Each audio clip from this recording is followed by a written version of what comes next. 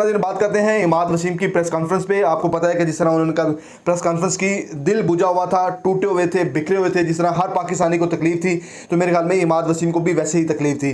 तो उन्होंने आके, सबसे अच्छी बात जो मुझे ये लगी है कि उन्होंने आके एडमिट किया कि मेरी बैटिंग की वजह से आके जो मैच है वो हम लूज़ कर गए हैं।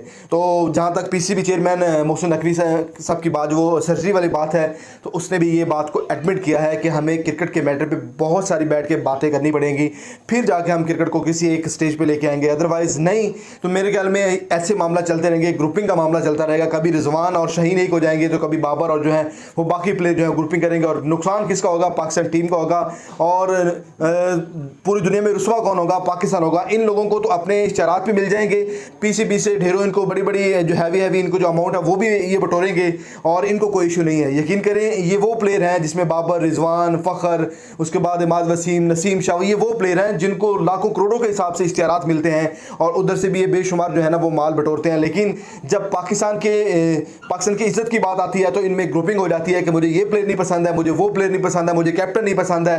तो इस तरह से आके नुकसान सिर्फ और सिर्फ पाकिस्तान का हो रहा है। तो इमाद वसीम की प्रेस कॉन्फ्रेंस में मैं सबसे बड़ी बात मैं यही कहूँगा कि उन्होंने अपनी चीज़ों को एडमिट किया है कि हमसे गलतियाँ हुई। उन्होंने ये भी बात की कि अक्षर पटेल का ओवर जो मुझसे बीट हुआ है उसमें जो मैच था वो पाकिस्तान के हाथ से निकल गया। तो कम से कम आप में इतना ज़र्फ तो होना चाहिए कि आप ऑन दी रिकॉर्ड आके चीज़ों को एडमिट करें कि यार हमसे यहाँ पे गलती हुई है, ये गलती अगर ना होती तो इसके रिजल्ट्स कुछ डिफरेंट हो सकते थे। लेकिन हम क्या करते हैं कि बस तनकीद चीज़ों को ठीक तब तक नहीं करेंगे जब तक उन पे मिल बैठ के बात नहीं करेंगे। कैप्टन के बारे में बहुत सारी बातें हो रही हैं, आपको पता है कि कैप्टन पे बात ज़ाहिर सी बात होनी है।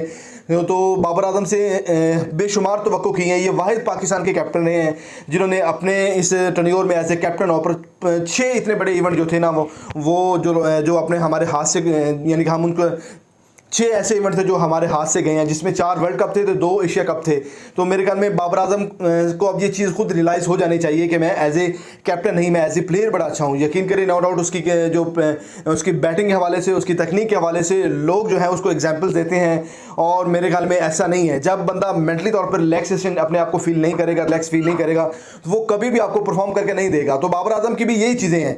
आपको पता है कि 6 इवेंट, इतने बड़े इवेंट, मेगा इवेंट जो है वो बड़े मायने रखते हैं। जब आप एज ए कैप्टन उनको ना विन कर सके तो मेरे ख्याल में आपका राइट बनता है कि अब मैं मानता हूं कि मुझसे कप्तानी नहीं हो रही, मुझसे कोई बेहतर बंदा जो है वो कप्तानी कर सकता है, तो उसे आ जाना चाहिए।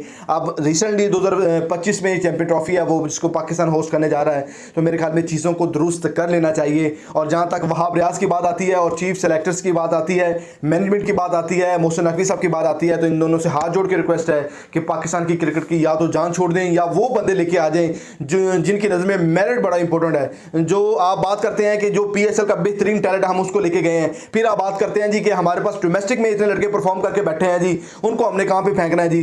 तो मतलब जो आपकी PSL में परफॉर्म कर रहे हैं आप उसको नेशनल टीम में लेके जा रहे हैं। जो आपका डोमेस्टिक है, सबसे बड़ी जो लीग्स आपकी कैरन ट्रॉफी हमारी होती है, उसमें जो लड़के परफॉर्म करके आगे आते हैं हम उनको चांस नहीं देते। तो मेरे ख्याल में ये ज्यादती। सबसे पहले हमें ये डिसाइड करना पड़ेगा कि हमने PSL से लड़के उठाने हैं या अपने डोमेस्टिक से लड़के उठाने हैं। तो ये चीज़ें, बहुत सारी चीज़ें पाकिस्तान की क्रिकेट की बिखरी हैं जिनको बैठ कर ही इनको हल किया जा सकता है। अदरवाइज पाकिस्तान क्रिकेट में इस तरह की ऊंच नीच होती रहेगी और हम इतने डिमोरलाइज होते जाएंगे कि राह जाती जो चलती हुई टीम होती है वो भी आके पाकिस्तान को टफ टाइम दे जाएगी।